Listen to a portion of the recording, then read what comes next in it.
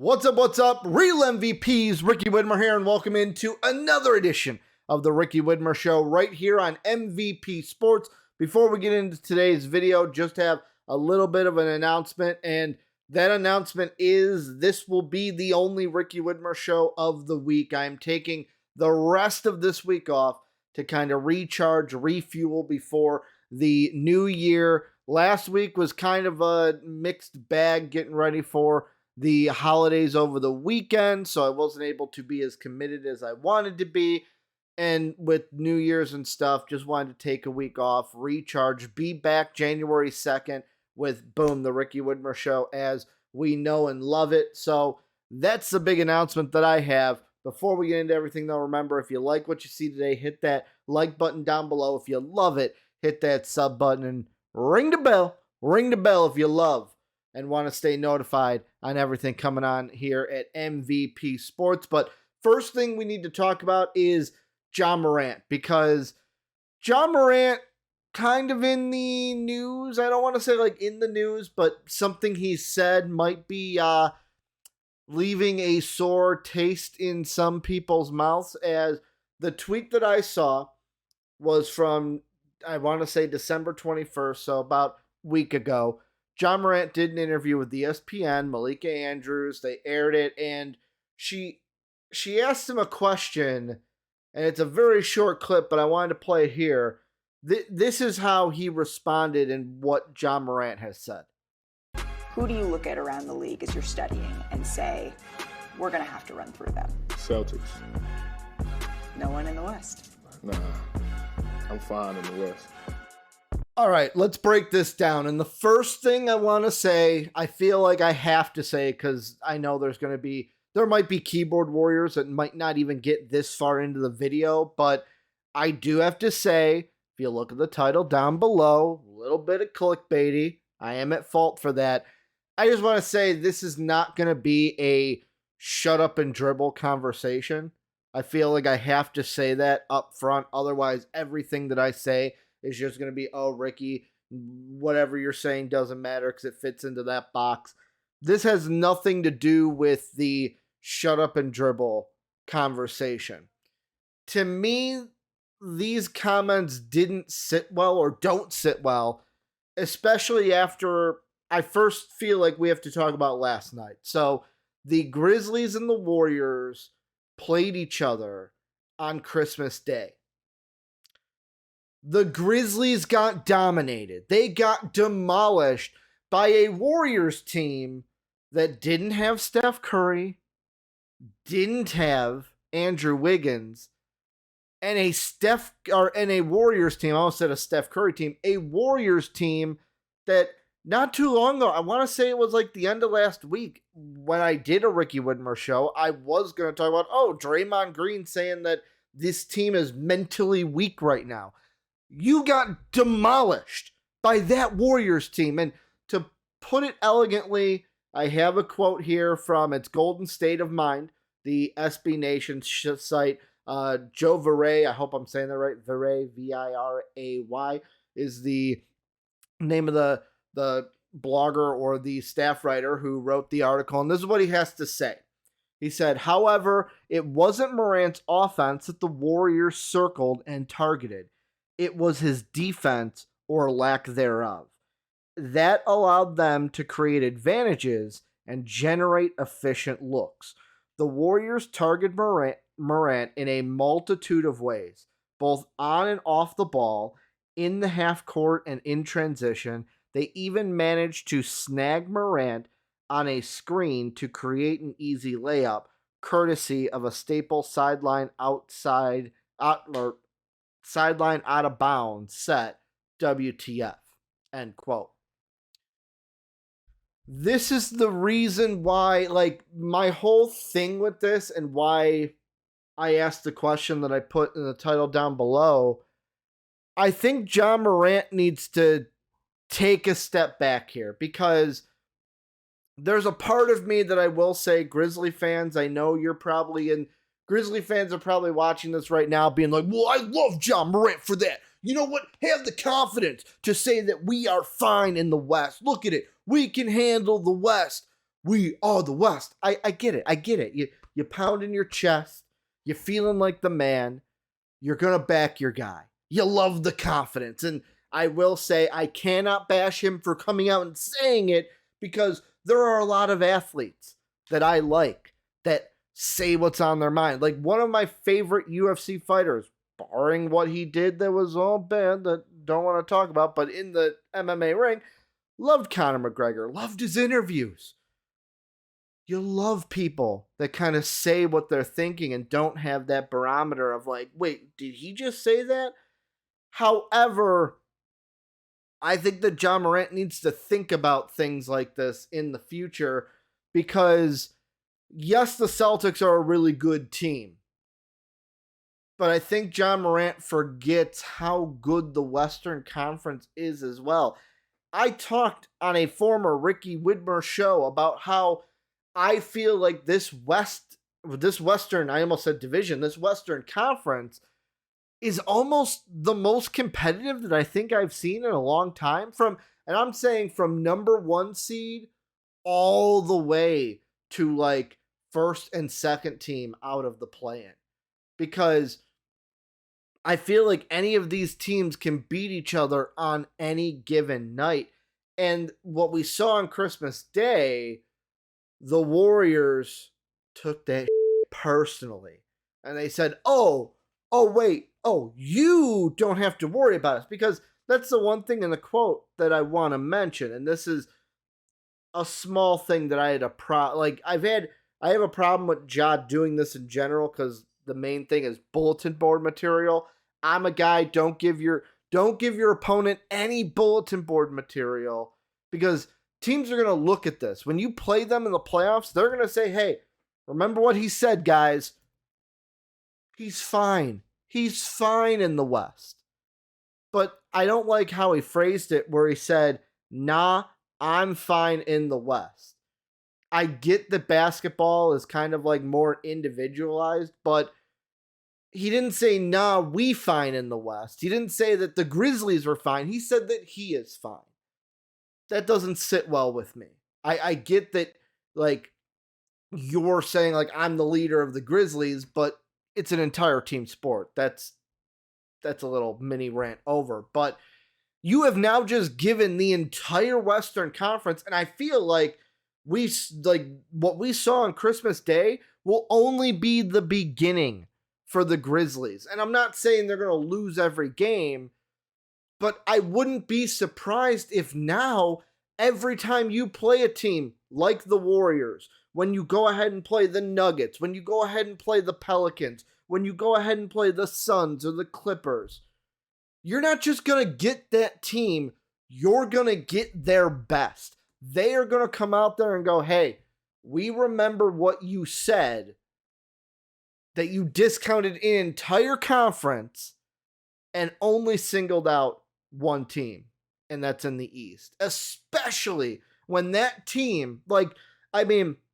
maybe I'm just overblowing this, and maybe the reason the Warriors played up because he mentioned the Celtics and the Warriors were like, wait a second, did we not just beat that Celtics team for an NBA Finals? Did we not just beat Boston to win the finals? Could somebody tell me if I'm right or wrong? Maybe that's the case. Maybe the Warriors are the only ones, but I wouldn't be surprised if teams now give the Grizzlies their very best. If anytime they play one of these high conference or high ranked Western Conference teams, that team isn't pointing to the bulletin board and saying, hey, remember what Josh said. Or if teams don't do what the Warriors did, like, you're fine? You want to put the team on your back? Fine. We're going to attack you. Because this Warriors team that beat them, like, I don't want to downplay Klay Thompson. I don't want to downplay Jordan Poole, who had a great night. Ja also had, although not the most efficient, had a great offensive night. You got to give him credit there. But I feel like teams, I wouldn't be surprised if teams didn't take a page out of this Warrior playbook of, let's attack him. Let's attack him and make him stop us. You know what? If he's fine, let's see if he's really fine. So, to me, if I'm a Grizzlies fan, I'm a little worried for the next few games or the next few Western Conference games. I mean, pulling up their schedule, let's see who they got after. Maybe, like I said, maybe it's just poor timing. Hey, you had the Warriors right after. They took that personally. But after this game that they just played on Christmas, oh man, your next game is against Phoenix. Phoenix, who's like, wait a second, were we not just in the NBA Finals a couple years ago and represented the West? You know, we're a really good team.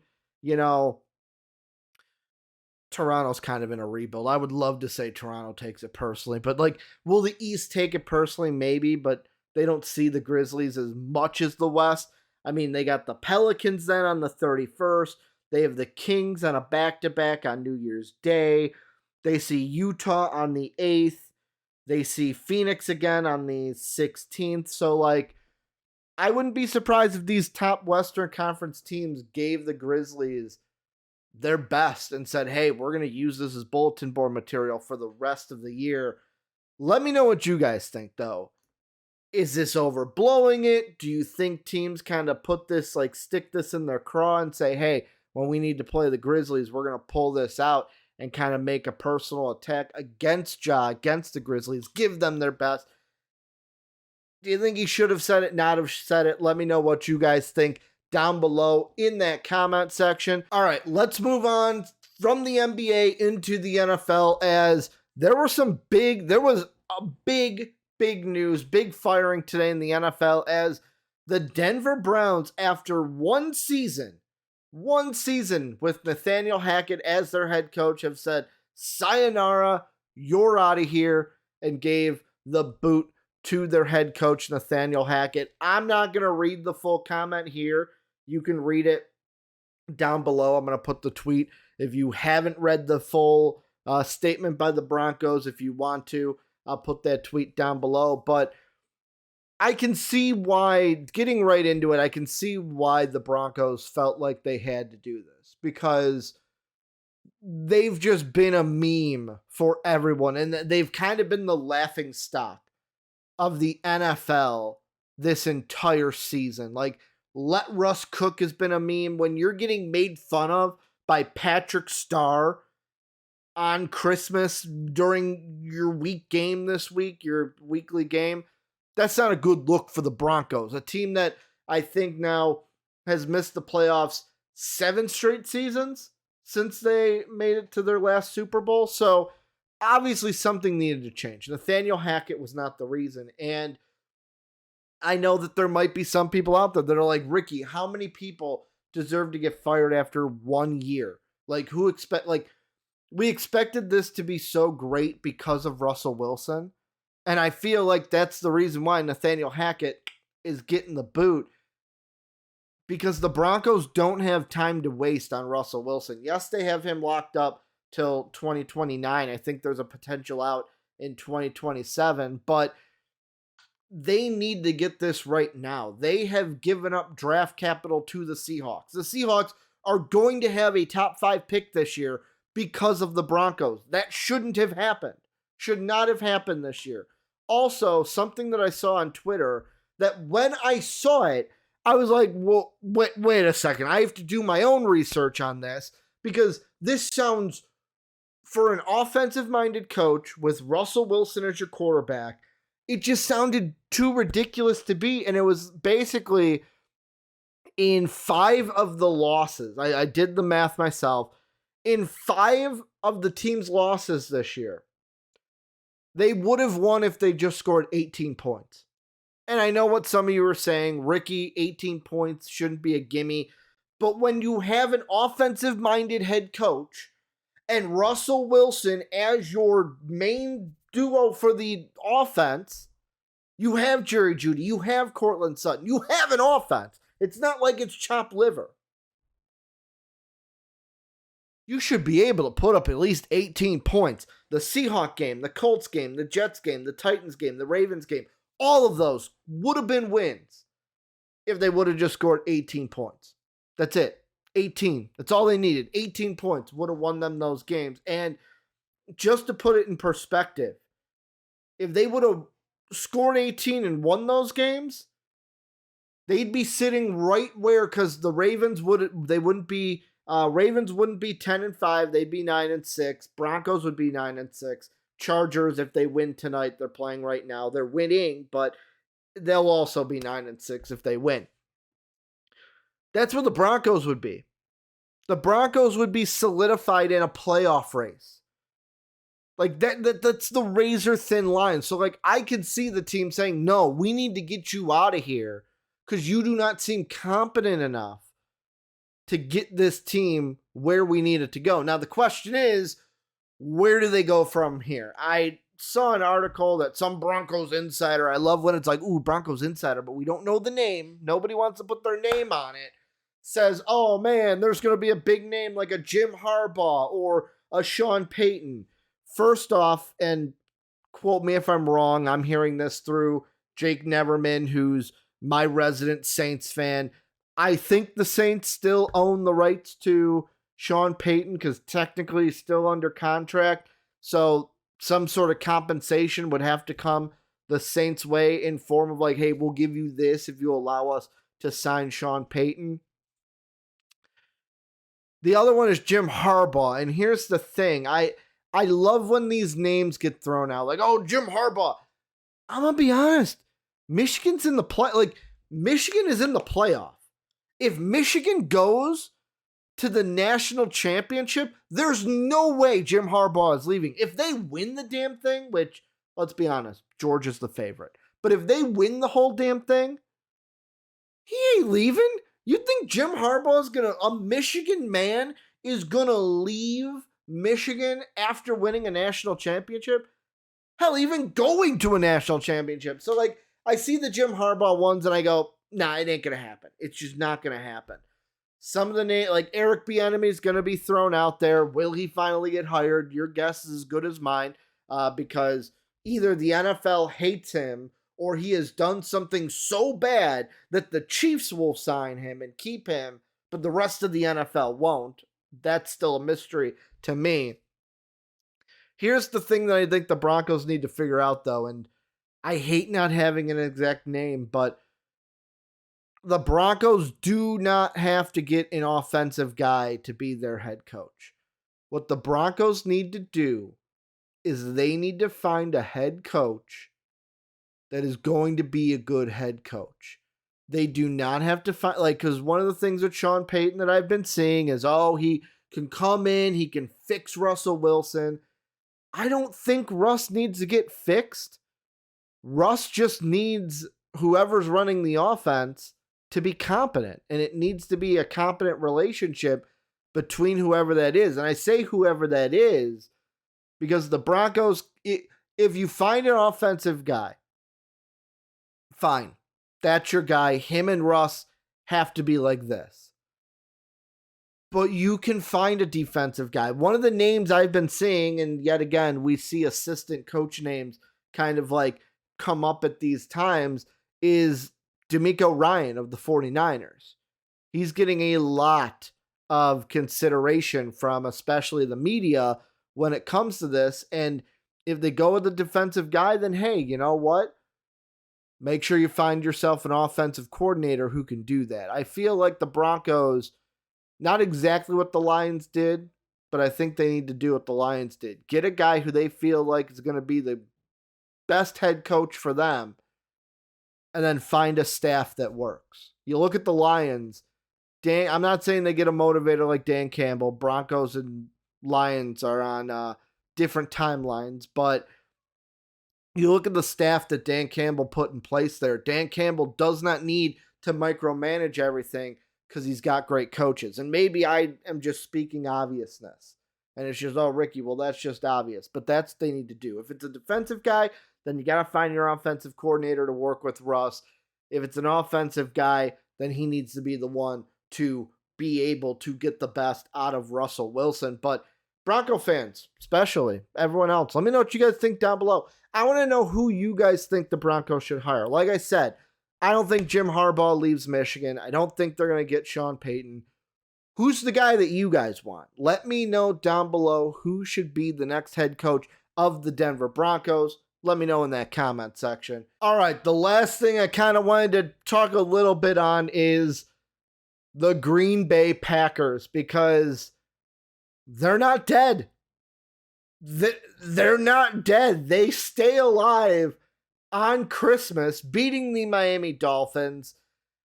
And boy, like the next 2 weeks for the playoff race, especially in the NFC, whew, boy, is this going to be a fun race to watch. So here's what's going on. We have two kind of fronts here. The first front is what's going to happen for the final two playoff spots. Right now, the Giants and the Commanders own those spots. If either of those, if both of those teams win, playoffs is over. It's Giants, Commanders. Boom, boom. And that could happen this week. The Giants, they go ahead, they play the Colts, who currently right now, as I'm recording this, are losing to the Chargers. So, that game's in New York. The New York Giants could easily win that game. We're going to put them as the favorite, although any given Sunday, anything can happen. The Commanders, they are going to be at home as well. They play the Browns, which that should be a winnable game. I would say the Commanders would be my favorite in that game. But I say out of the two, the Commanders probably have the highest percent. It's not a 60%, but a higher percentage in my mind than the Giants to lose this upcoming week. The upset chance, I would say, is higher for the Browns, even though the Browns just lost to the Saints. And it's interesting because for the Packers, a lot of it is out of their hands. They have the Vikings. First, they got to take care of business. They have the Vikings, who are not playing their best football right now, which needed a 33-0 comeback and then completely dominated the Giants, but then let them into a game that we then had to win by a field goal. I want to say we won by a field goal. We won by a field goal. Sorry for the jump cut. I completely forgot if the Vikings won by a field goal or not. But yeah, we won by a field goal. So they've got the Vikings, they've got the Lions. They take care of business. That's number one. But number two is they need some help from either the Colts or the Browns. And to me, I think the Browns might be that team that if any of this luck for the Packers is going to happen, it's going to be the Browns. They will also need some help from this week, the New York Jets. And the Seattle Seahawks are interesting to me because their final two games might not be so easy. The Jets, that one might be an easy game. The Jets don't need to just win one. I'm sorry, the Seahawks don't have to win just one. They have to win two to stay even with the Packers so that they don't fall behind them. Yes, they have the Jets this week. That could be a win, but last week of the season, they play the Rams, and Baker Mayfield, he's looking pretty good as the Rams' starting quarterback. So the Seahawks, to me, could not be in it. There's a possibility they're not an issue. But then the other part of this race that plays into the Commanders and the Giants as well, let's say the Browns or the Colts win this weekend. The race is still open. Let's say Packers have to beat the Vikings. Let's say they do. Then it's going to determine what happens with the Cowboys and the Eagles. Because Cowboys this week playing a Tennessee team that just lost to the Texans. Cowboys are going to be the favorites heading into that game.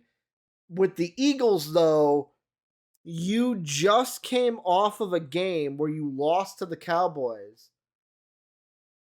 Jalen Hurts, we'll see. Is he going to play against the Saints? This Saints team just beat the Browns.